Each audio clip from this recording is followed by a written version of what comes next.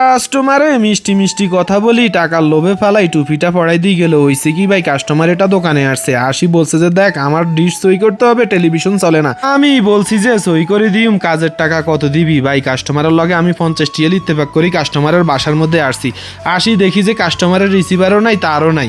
সেটা খুলি দেখতে হবে দাখিলি তার আছে কি না। কাস্টমারে আমারে বলছে, কয় আমরা বাসা ভাড়া নেওয়ার আগে অন্য মানুষও এই জায়গার মধ্যে বাসা ভাড়া ছিল।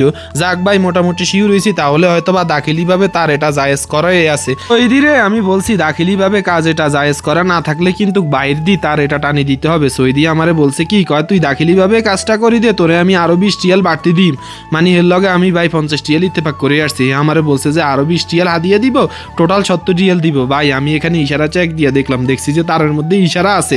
তারপরও ভাই 20 টিএলের লোভে পড়ি আমি কি করছি, আমি সৈদিরে বলছি দেখ উপরে সই করতে হইবে, উপরে যাই কিছুক্ষণ সময় টময় কাটাই ভাই নিচে আসছি। আমি সৈদিরে বলছি দেখ উপরের কাজটা সই করছি, এখন সবকিছু জায়েজ হয়ে গেছে। ভাই আমি নিচে আসি, সেটা লাগাই দিই, আমি নতুন করে একটা রিসিভার লাগাই দিছি। সৈদিরে আমি বলছি তোর কি আগের পুরানা কোনো রিসিভার আছে কিনা? ওই দিয়ে বলছে পুরানা কোনো রিসিভার নাই, নতুন রিসিভার এটা লাগাই দেওয়ার জন্য। ভাই সৈদির লগে আমি ইত্তেফাক করছি রিসিভার এটা 60 রিয়াল, নতুন রিসিভার এটা লাগাই। ভাই পুরানা যত চ্যানেল ছিল সবগুলা চ্যানেল ডিলিট করে দিই, নতুন করি চ্যানেল নামাই দিই, তারতিপ করে দিছি।